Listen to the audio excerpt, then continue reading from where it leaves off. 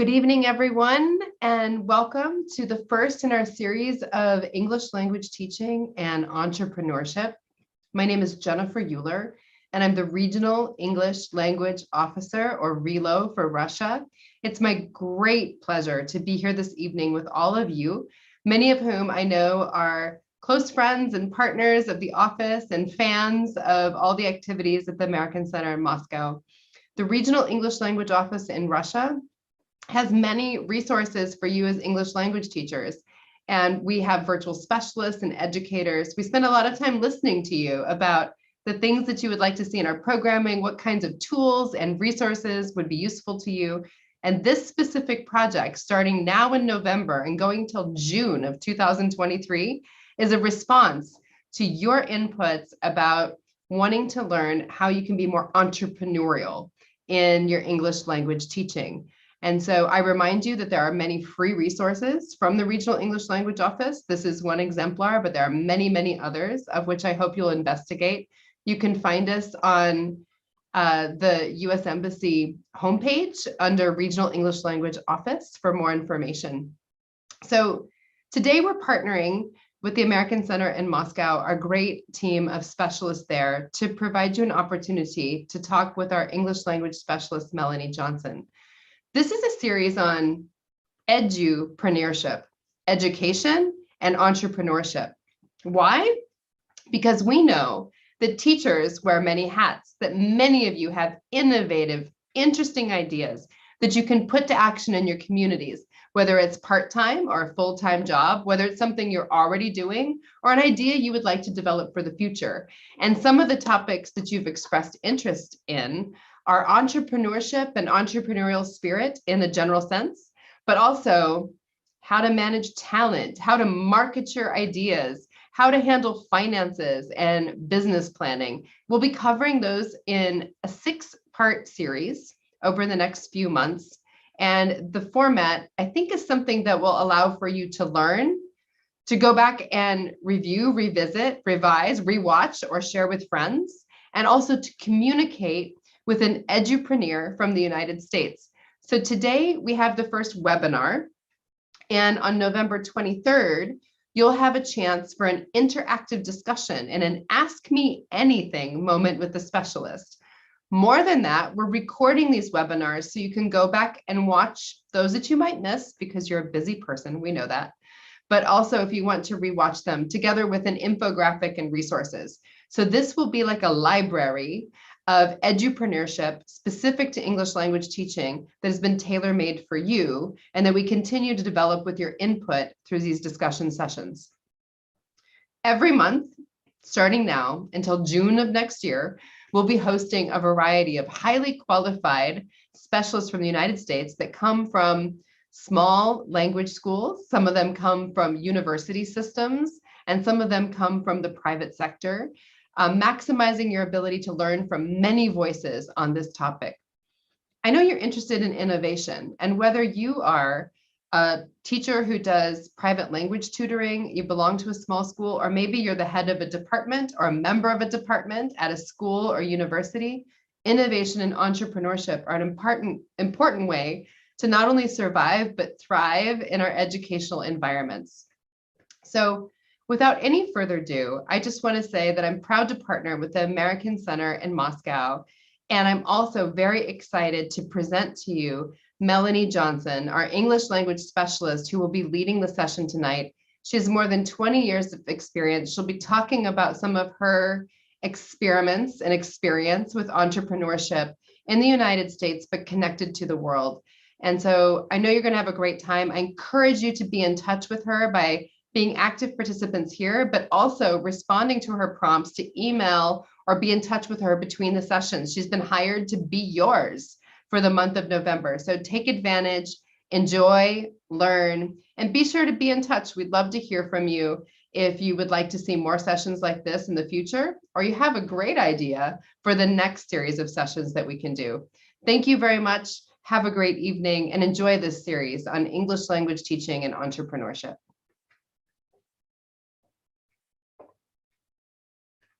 Yay!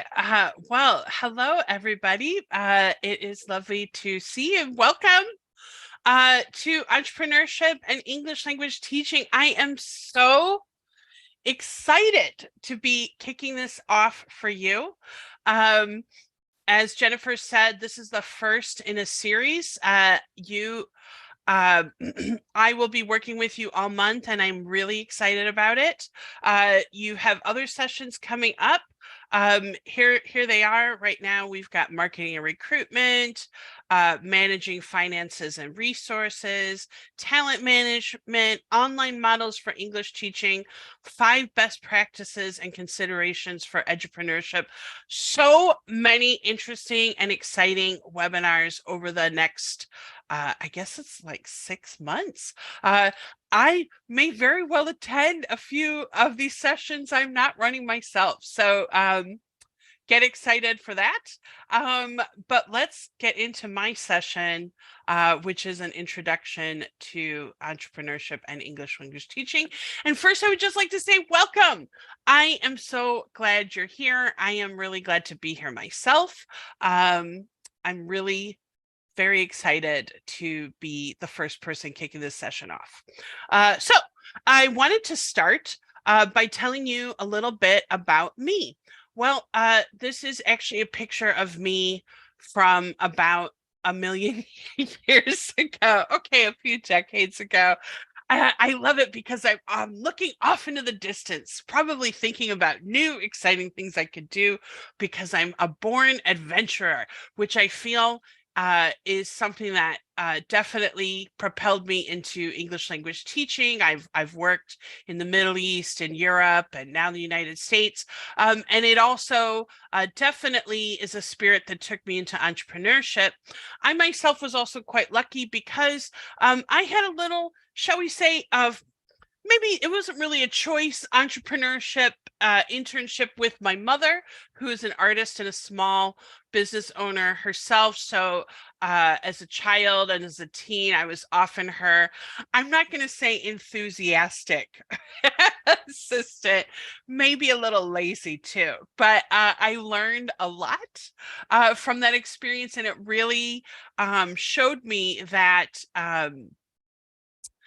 that entrepreneurship was a path that I could go down. And you know what? She's actually still running her business. And I would say she's actually probably at the most successful point she's ever been in her life, which I think is a real testament to the importance of keeping going if you end up starting a business. So about myself in terms of me professionally, I eventually did leave my internship behind, and I have spent the past 2 decades teaching English. I've taught, as I said, in the Middle East and also the UK, Europe.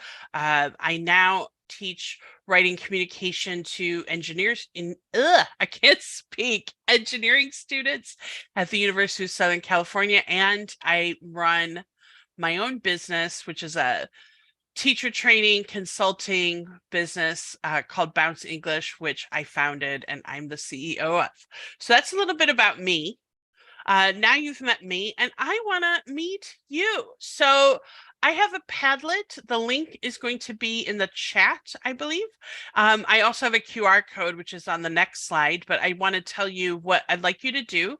Go over to the Padlet, introduce yourself, share a few things about yourself. What are your goals for this webinar and these sessions, if you have any? And what are 1 or 2 things that you are happy to share with everyone? So here is that Padlet. I think the link is in the chat. I'm going to actually stop sharing my presentation in a minute so we can go over to that Padlet.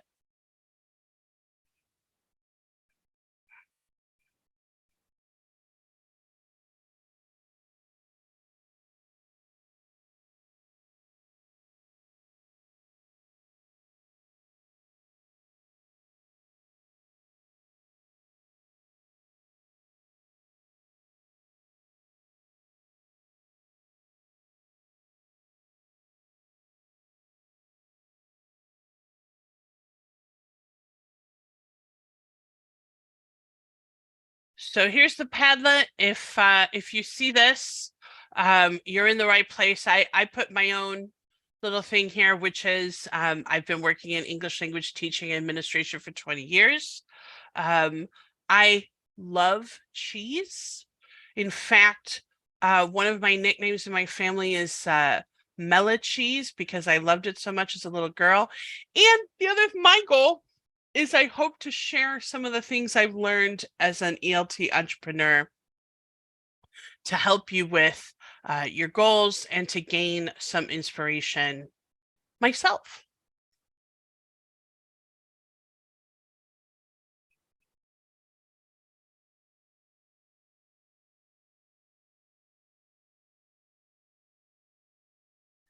Can everyone see the Padlet?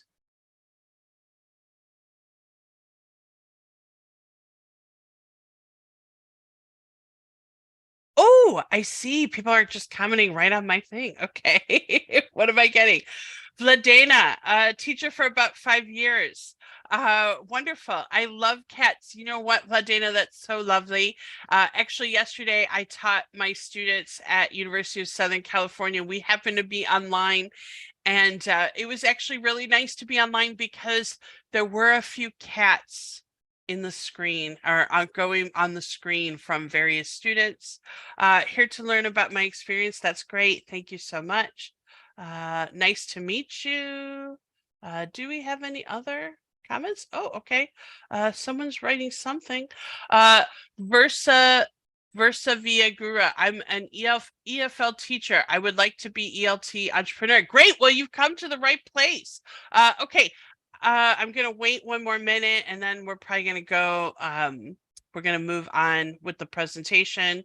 But please do keep writing different things here. I would love. Oh, here we go. Anne, an ESL teacher in Los Angeles, hosting the next webinar in this series. Oh, Anne, I will be at your webinar and I am happy to learn from each of these presentations. Me too. I think these are going to be really great. Hi all, I'm Nafisa, an English language teacher with about 15 years of experience. Great, really fond of professional development programs. Me too, I love them, I love them. Meeting new friends, me too. And always open for opportunities, me too. Wow, Nafisa, I feel like if we met, we would really get along quite well. All right, we've got Alexandra from St. Petersburg. Oh my gosh, what a beautiful city. It's such beautiful architecture. One day I will go. I can't wait. I don't have any definite goals. That's great. That's fine. But I hope to get inspired about educational entrepreneurship. Wonderful. Raising 2 kids. Oh, you're at the right place because this is a good thing about entrepreneurship. I enjoyed teaching young adults. Me too. Hi there. I'm an ESP English and German teacher and translator. Oh, wow. How wonderful. Now I'm thinking of my private course for business English teachers. Fantastic. My dream is to translate a book from English. Ooh, I hope you get there. That's very cool. Hello, I'm Victoria. Nice to meet you. We run a language school. Very cool. Wow. Okay, I'm going to step away from the Padlet, but please do keep putting your introductions there. I really want to see them. I'm very excited to get to know you guys. But I'm gonna, now that we've all met ourselves, met each other, I'm gonna move on with our presentation. So today's agenda, I'm just gonna take you through this. The first thing we're gonna do is just kind of talk about the reasons why I think it's worthwhile to start your own business. Then we're going to talk a little bit about what kind of business you can create. After we've done that, we're going to work on how to narrow down your focus, and then we're going to move into just a couple first steps that you can take. And by the way, if you're here and you're thinking to yourself, well, I don't actually know what I want to do, that's okay. If you have a definite idea in mind, that's fine too. Wherever you are in the process of becoming an entrepreneur is absolutely fine. This is being recorded. You can refer back to it. Think of it as a guide, but this is our agenda for today. So the first thing I want to talk to you about are some reasons why I think it's very worthwhile to consider starting your own business. So firstly, there is a large demand for the skills you can help develop. Now, in my research for this presentation, as well as in my own experience, I personally have not been to Russia. I haven't taught there, although one day I would like to go there. It does seem to me that there is quite a demand for English language skills, as I think you all know. I do not see that demand diminishing anytime in the immediate future. So there are definitely people who want the skills that you have to give them. So that's always a great position to be in. You need to have a demand for your business. Another reason to start your own business, in my opinion, is the increased freedom and flexibility that it gives you. Now, it is certainly true that you may have to work at times, particularly at the beginning. You may be working nights or when you can fit things in because you're trying to get things off the ground. It's also true that you may find yourself working, for example, on a Sunday afternoon when everybody else is watching the big football game or whatever. But what I find is when I'm doing something like that, it is frequently my own choice. Like that is just the best time for me to work. And then on a Tuesday, for example, I can go to the beach or clean my house or whatever I want to do. I also think this is the flexibility that a business can afford you. Running your own business can afford you is really great if you have children and you need to work around their school schedule. Obviously, there are times when you certainly do have to be in certain places, particularly if you have students and classes, but it's great when you can kind of be your own boss and choose that time. Another great reason to start your own business is it allows you more than one source of income. I feel like this is huge. When you are an employee working for an employer, you are completely beholden on that company organization for paying you. If anything goes wrong with their business, or as is, I think, really common for teachers and schools, if there are changes, for example, not enough students to open a class, or this frequently can happen, a new law comes into place and now we can't teach this, or we have to teach it this way. Now suddenly the money I was depending on is no longer there. I will certainly say that when you're running your own business, it doesn't necessarily mean you're always going to have the exact same amount of money, but what it does mean, particularly if you start your business while you're working someplace else, you have more than one stream of income to rely on. So if one dries up, there's still another one. That's pretty big for me. And speaking of money, this is actually a really big reason I wanted to start my own business. There's no limit to your earning potential. Now, does that mean that everybody who starts their own ELT business is going to become fabulously wealthy? Well, I certainly hope so. Yeah, I hope so. That's my wish for you. But it's doubtful. But it is possible in a way that I think is not possible with a 9-to-5 job working as a teacher. And in fact, this was something that kind of spurred me on to considering creating my own business. I felt like I was hitting a ceiling of how much I could earn. So even though I had qualifications and I was getting good reviews and I had the experience, eventually I was hitting a point where I couldn't really earn anymore. But once you open your own business, then you remove that cap. And it is possible, and people do become quite wealthy running their own business. So that was a big motivator for me. The other thing about starting your own business, if you feel like you are not qualified, guess what? You are. The skills that we use in the classroom are very transferable to entrepreneurship. Thinking on your feet, being flexible, thinking about content that you're delivering to a specific group to meet their needs. These are all transferable business skills. So you already have gone to sort of not a business school exactly, but you definitely have the training and skills to at least get started. Another big reason for me that I wanted to start my own business is I felt it was an opportunity to have a positive impact on the world. Now you might be thinking, well, hey, wait, I not businesses don't have a reputation for being like really friendly, positive things. And I yes, that's true. But when you run your own business, you have a vision of what kind of company you want to be, what kind of boss you want to be, what kind of conditions you want to have for your workers, and also what kinds of things you want to do. For me, something I really love doing is doing what I'm doing right now, using the skills I have to help other people achieve dreams that are important to them. To me, that is making a positive impact in the world, and in my business, I feel like I can do that a lot. And finally, if nothing else convinces you, I will say, why work on someone else's dream when you could work towards achieving your own? This was probably my number one motivator in starting my own business. I had been working in a place for quite some time.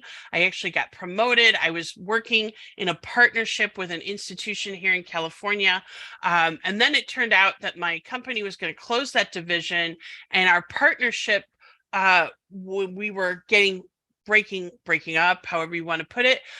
It was very stressful. It was very hard. I was on the front lines of doing that. And, my company kept saying, hey, Mel, you're doing great. It's great. But at the end of it, I still had no job. And I thought to myself, I worked my butt off for these people. Why not work my butt off for myself? So why not work on your own dream? I encourage it. Okay, I'm going to continue. If you have any questions, please do put them in the chat. I do not think I will have time to answer these questions today, or many of these questions, but there is a session in a couple weeks, and I will actually use your questions to develop that session. So please do keep them coming. Okay, so now that I have hopefully convinced you to start your own business, I'm hoping that you're thinking, okay, well, how do I get started? How do I do this?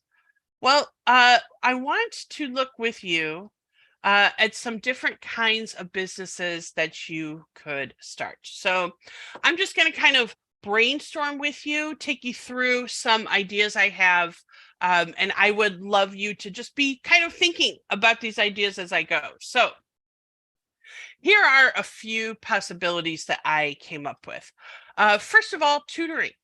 Tutoring to me is like one of the easiest businesses you could start probably today. It's very low resource intensive. It's pretty low investment. So if you're thinking, I don't know where to start, why not look at tutoring? Oh, and also, of course, if you're a teacher, you may already have people asking for your services, which is great.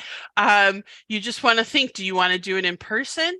Then you're going to need a place to work. I myself actually started doing tutoring when I was living in London. I did a bunch of lessons in person. I actually worked in Paddington train station. You would think that's not an ideal place for tutoring, and I would actually agree with you, but somehow it worked. These days, if I do any sort of tutoring, I do it online, but you have to think, what works for you? What is possible for you? Maybe both are possible. Do you want to work with young learners? Or do you want to work with adults? So you probably have a preference. Maybe you have already the experience. Maybe people are already asking you. But depending on your skills, you can kind of move towards working specifically with young learners. There's a lot of demand there for preparing kids for school, things like that, or adults. Lots of things you can do with adults. You might consider exam preparation if you have, for example, significant experience preparing people for an exam. I actually have a lot of experience with IELTS preparation. So when I first started my business, I was doing a lot of IELTS tutoring. Maybe you've got a lot of Cambridge exam preparation, or maybe there's an exam in Russia that I don't even know about that you're an expert in teaching, and there's a demand for people who need to pass it. These are all very simple possibilities to kind of start your own business. Academic and study skills. This is another area you could go in, particularly if there's a demand for students who are going to an English medium school, either in Russia, or maybe they are students that are going to go abroad. You may be able to help them with their academic skills, with their study skills. Business English. I personally find this is usually in demand wherever you are. It's in demand in countries where English is not the first language, because there's so much communication with people who speak different languages, and people often want English for their business. There's also demand among people working in English-speaking countries. So there's usually a lot of business English demand. You might want to go in a completely different direction and create instructional videos. Perhaps put them on a website or something like that. But that is another thing you could do to potentially create an income stream. Related to that, you could start doing your lessons on social media. Maybe become a teacher on Telegram or another social media channel. These are all possibilities. And interestingly, I think the instructional videos and the social media instruction can kind of work in a great loop to sort of get you students, because the more you build a following, the more people will come to you. They'll ask you for teaching help or for whatever you're giving. It's almost like they function as a form of marketing. But that is not my area of expertise. That's Anne's, and she'll talk to you about it next month. Or you might want to not do teaching at all. You might want to do translation. We've already seen that there's some interest in doing translation. You certainly have the language expertise. And once again, there's absolutely that demand. So translation is a possibility.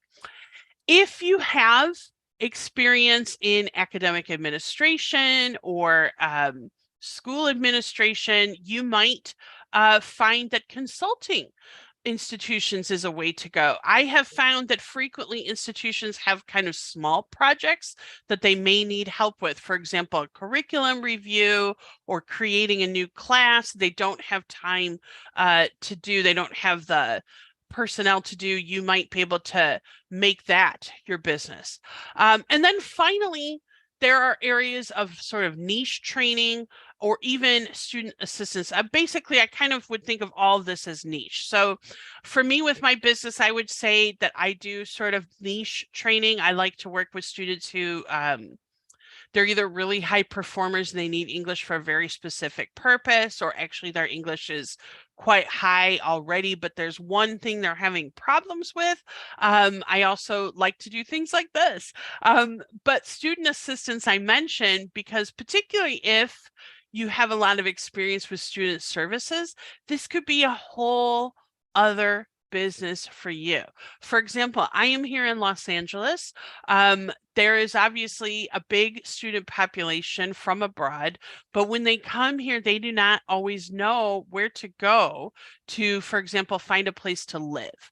I have realized that could be a whole business. I've actually spoken to some institutions, and there is absolutely a need for that. So you might want to think about something you could actually help students with that is related to teaching, but isn't exactly teaching. So lots and lots of possibilities. And there's probably more. And that's actually what I'd like you to do right now. I'd like to give you about 2 or 3 minutes to just write down, get a piece of paper and a pen, ideally, just write down any possible business ideas that you're interested in. I really encourage you to write down as many ideas as you can think of. Go ahead and write down even the wildest ideas. You never know. That could be the perfect idea for you. So I'm going to give you about 2 minutes, and then we're going to move on.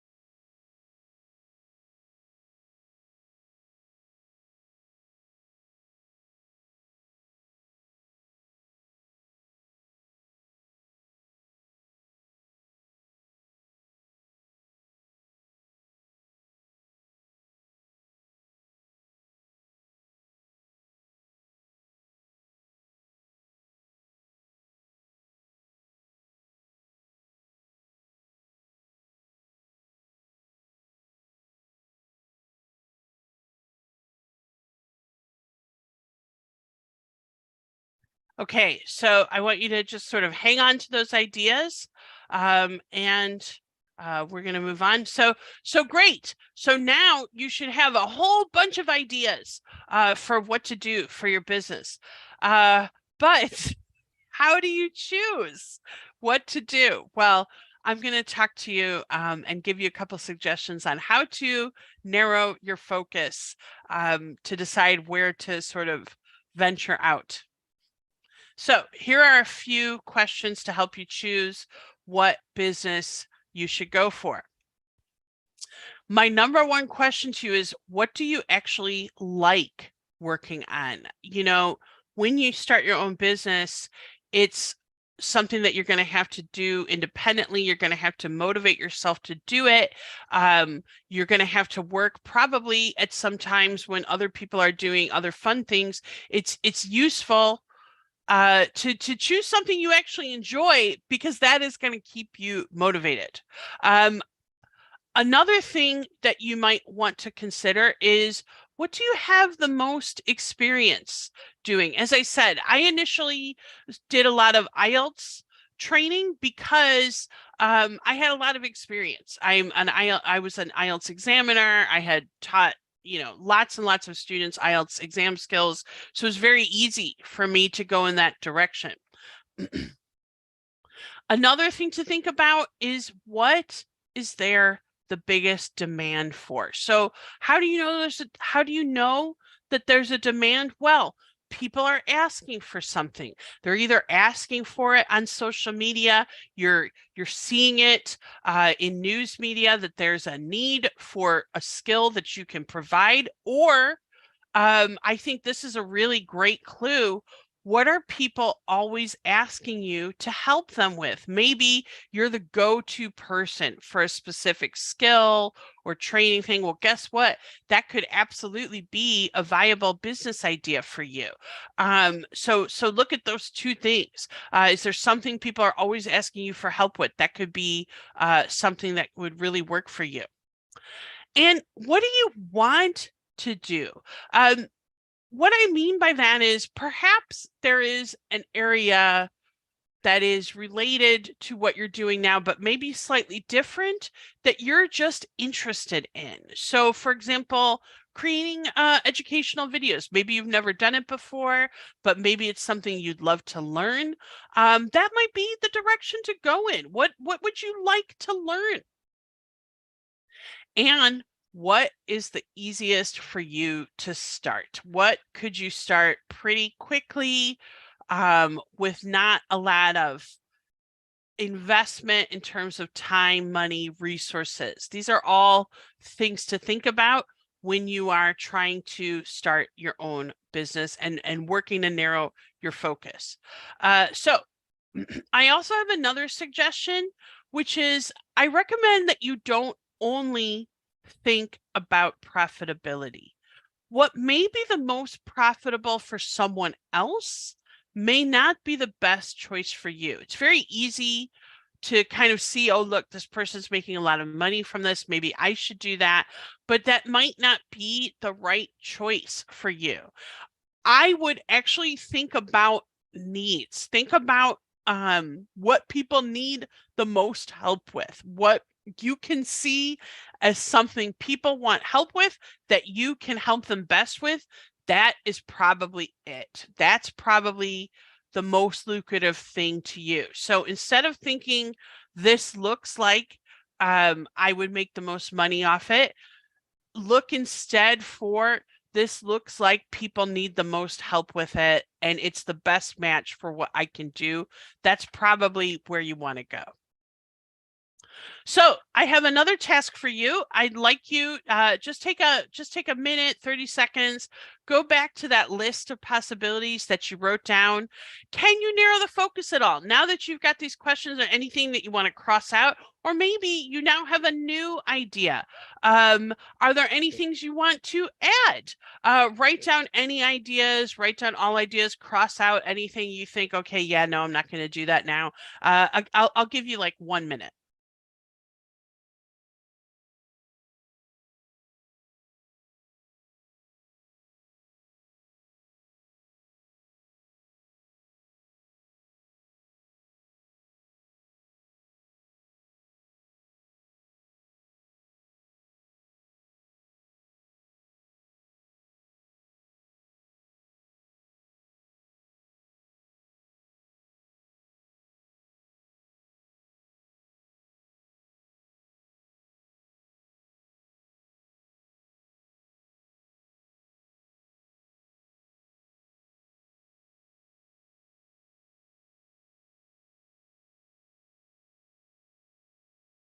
Okay. So I actually now have another Padlet that I'd like you to go to. The discussion on this Padlet. Here's the link. If you have a QR code, there should be a QR code. Or sorry, not a QR code. There should be a link in the chat. I'd love it if you could post some of your ideas on this Padlet, business ideas, and feel free to add comments, add feedback to other people's ideas.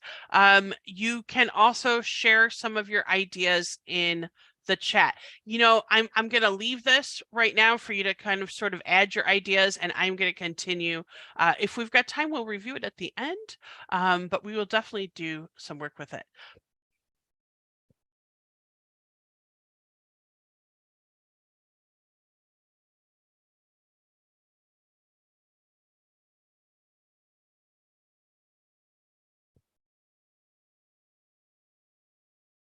I'm just going to stop sharing and see if I'm getting any ideas there.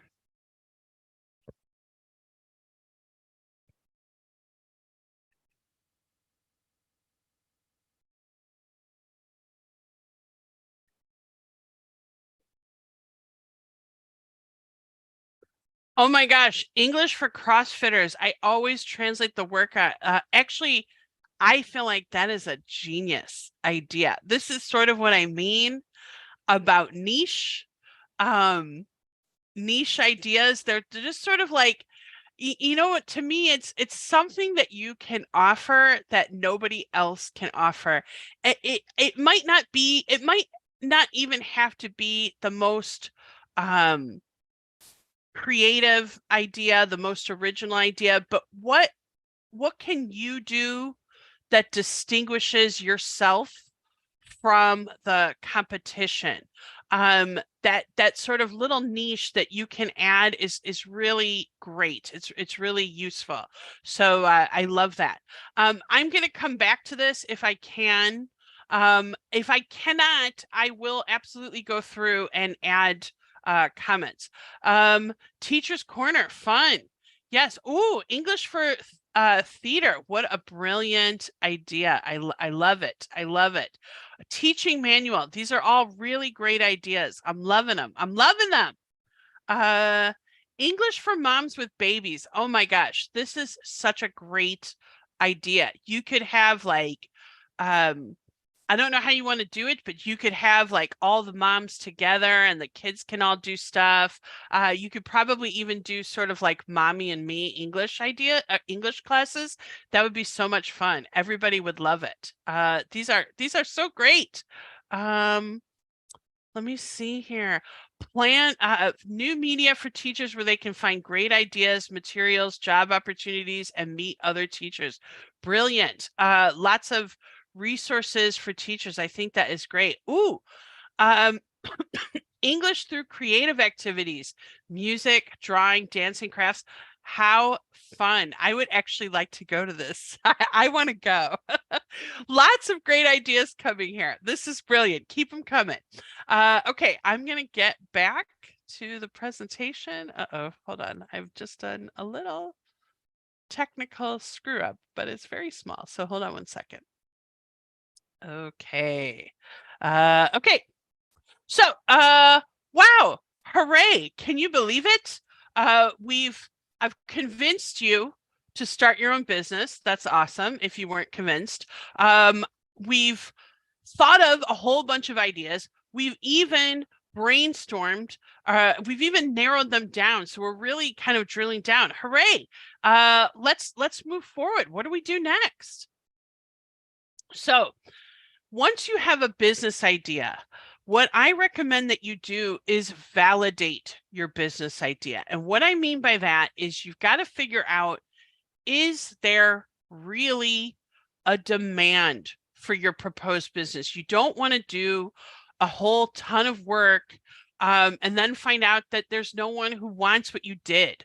I have actually done this, so I don't recommend it. I created like a whole series of videos for IELTS training. I mean, man, it took lots of time, effort, money, writing and then recording and editing. And then I created these courses and I had them on a particular website, and there was really just like, it wasn't the right website. It was a total waste of my time. So, I mean, not entirely, but you want to find out if there's a demand. Here are some suggestions for you to figure out if there's a demand. The very easiest one is just figure out, are there other businesses doing something similar to what you want to do?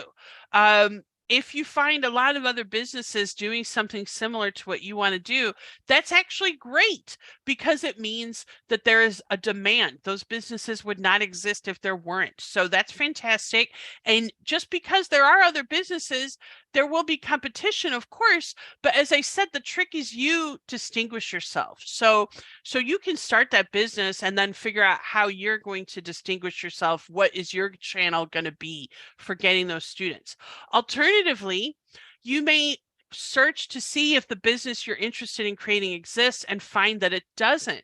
This is actually not necessarily a bad thing. This could be a really good thing. You may have identified a need that is not being met, but you want to make sure. And one way you can check is social media channels. Again, what are people asking for help with? If it's your business idea, there's probably a demand.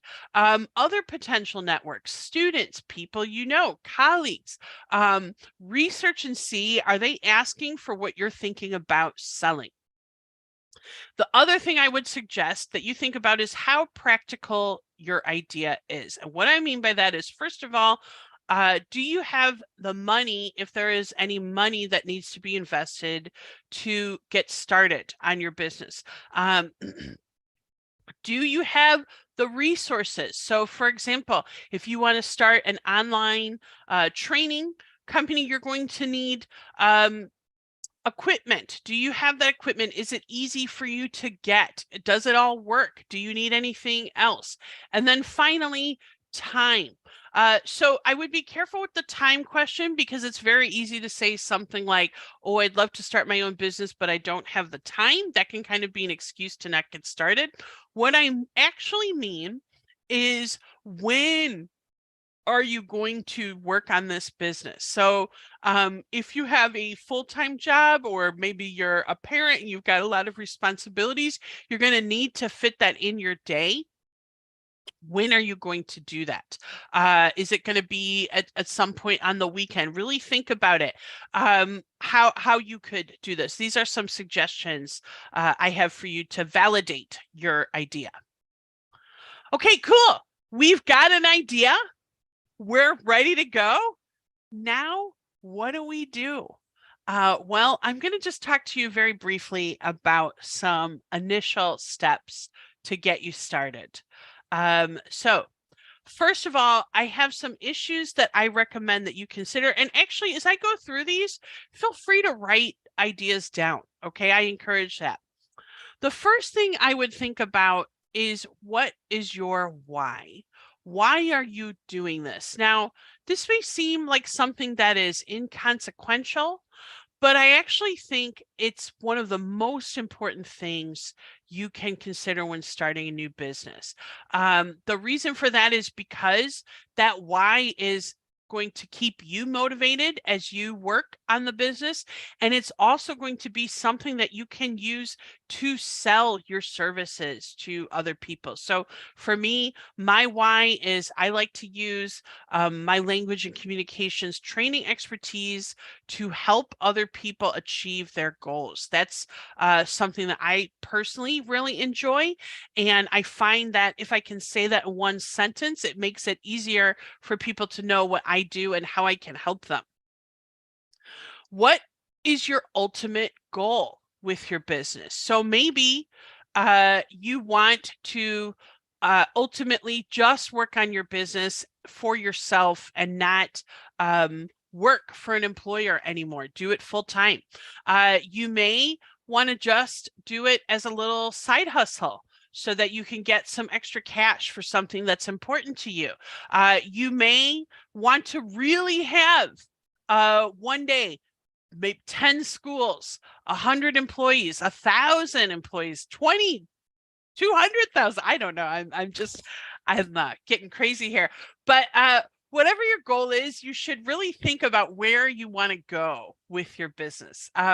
It doesn't matter if you want to do the business just as a side hustle, or if eventually you want to be like a super cool, featured in all sorts of magazines, owning lots and lots of institutions. It doesn't matter, but it is good to know because it helps you know what you are working towards. Do you want to work by yourself? Are you going to go into business by yourself, or are you going to work with a partner?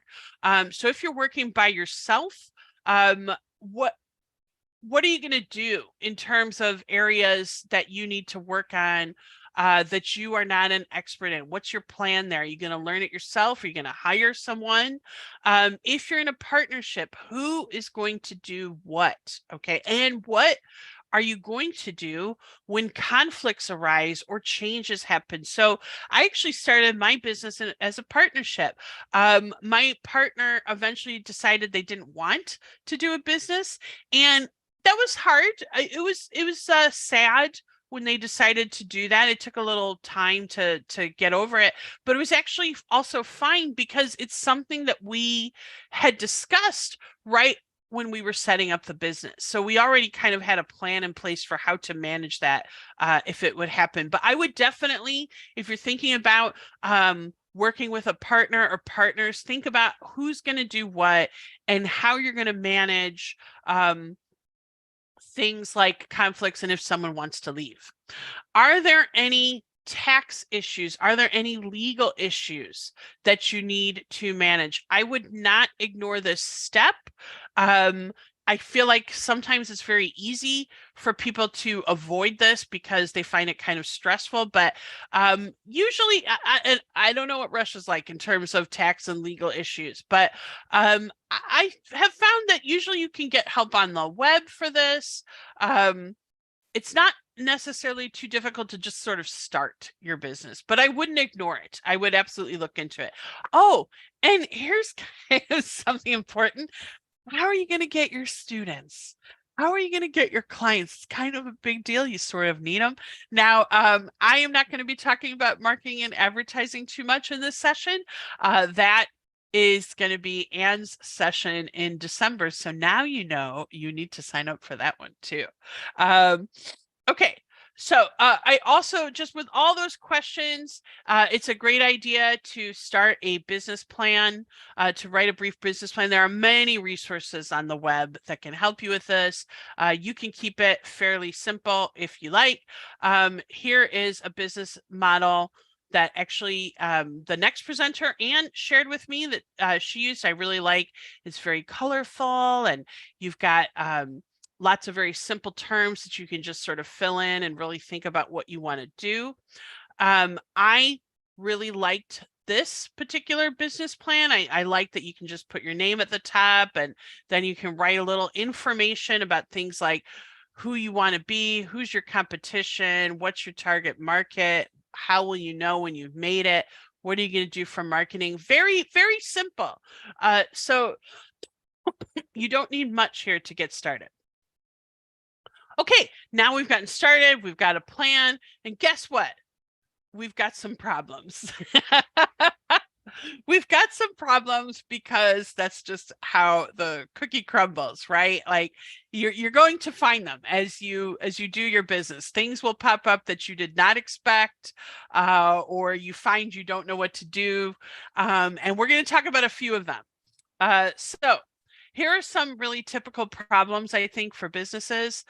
First of all, trying marketing and advertising and finding that it doesn't work.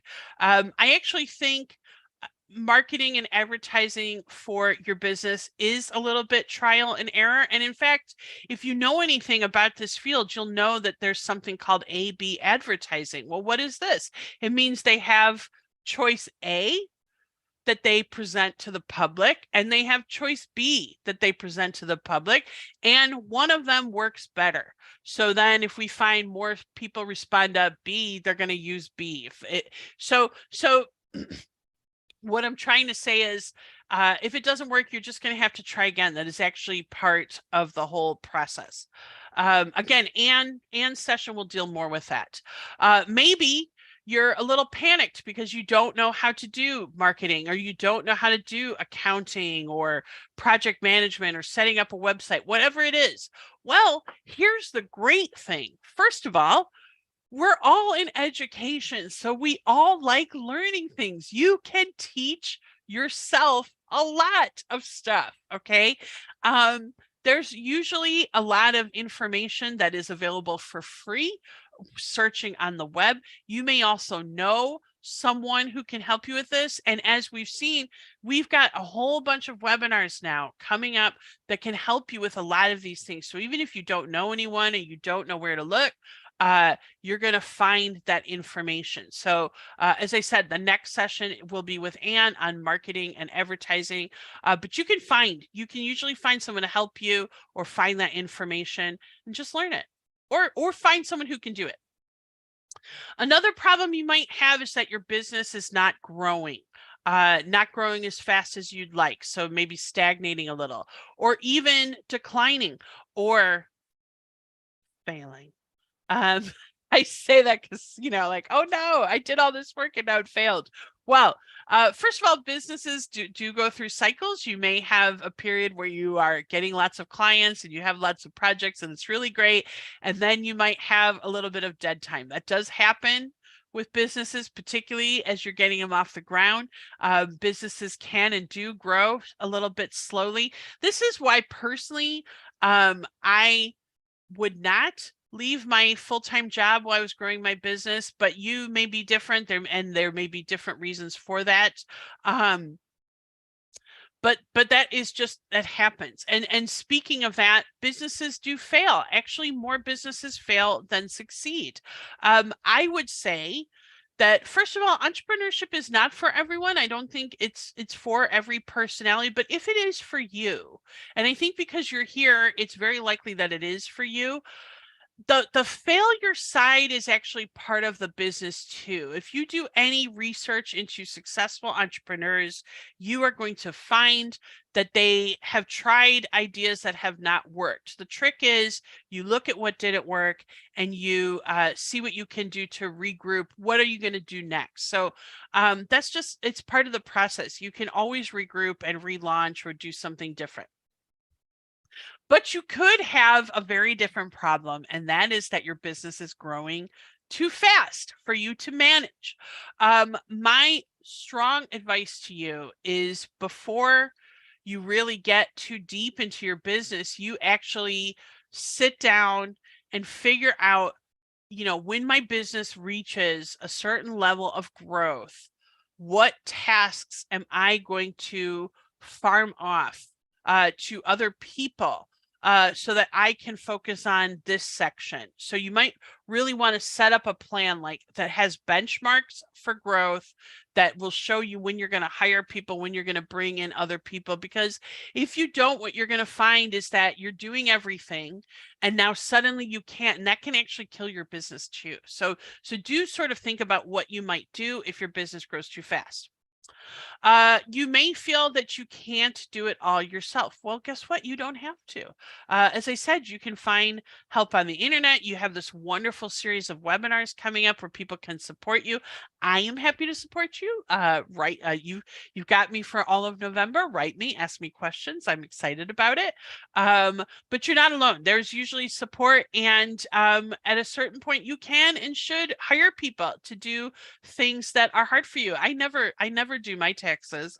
No, too scary. I hire someone. It's worth it. Happiness is actually solving those problems. I read a brilliant book a few years ago, and it had that theory that life is a series of problems, and happiness is actually solving them. If we didn't have problems, that would be a problem itself, because we would be bored. So just expect that there's going to be obstacles, there's going to be challenges, there are going to be failures. The important thing is, what can you learn from them? What can you do next? And I know there's stuff for you to do, because you already have the skills of an entrepreneur. You're already a problem solver. You're already a creative thinker. You already have the people management skills. You're targeting materials to the appropriate market every day. Are you a teacher? Well, then guess what? You've got patience, you've got drive, and you're probably independently motivated because, someone's got to get up and grade those papers. Someone's got to do that stuff. So you've already got the skills. So why not you? That's what I say. And finally, I say, if not us, then who? If not now, then when? Just do it. Why not? Why not you? So that was my seminar on entrepreneurship and English teaching. These are the other seminars that are coming up. As I mentioned, Ann Crutchfield will be doing a marketing recruitment in December. In February, there'll be a webinar on managing finances and resources. John Bunting in March will do talent management. Marcel Morris is going to look at online models for English teaching. And then Teresa Noyen will look at 5 best practices and considerations for edupreneurship. I'll probably go to all of these that I'm not actually running. They all look amazing. And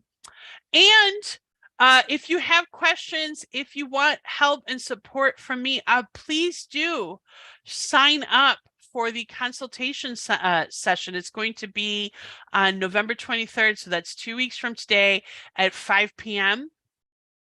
It'll be a Q&A session with me. You can bring your questions. I'm also going to look at all the questions that I got today to sort of build that session. And I also will look at the Padlet with ideas too, to sort of let that guide me too. So yeah, and don't forget to sign up for December's webinars with Ann Crutchfield. These webinars are on marketing and recruitment, and they should be pretty good. I think I will see you at that one. So thank you so much for joining me today. I can probably take 1 or 2 quick questions, maybe. We'll see. I know I've run a little bit over time. Okay, let's see. Oh, that book about problems. Yes, I will. I will share that. I will share it. Wow, lots of people want to read that book. I will tell you that I'll look up the title. The title has a swear word in it. But it's good. Oh, Anne says she can't wait to talk about marketing. Do I see any other questions? I have another book too that I'm going to recommend that I think is really good to share with you guys. So, okay, not seeing any questions here. They must be in the Google one. Let me see. Oh no, I'm not seeing anything there. Oh no. Oh my gosh, everybody wants this book. It's called The Subtle Art of Not Giving bleep. It's a philosophical book, but that happiness is solving problems is really good. Oh, that's so funny. Great. Any other questions? Oh, I'm so glad. I'm so glad you enjoyed it. I will say I looked at the form, the Google Docs form. I did not see any questions there. Please do put questions there. You can also email me. I believe my email address will be sent out. And I strongly encourage you to send me questions because I will get back to you and I will also talk about them at our next webinar. Oh, wow. It's in the library. It is a good book. And yes, that's it. Thank you. It's a fun read. I think I read it actually in like 25 minutes at a bookstore, but I'm strange like that.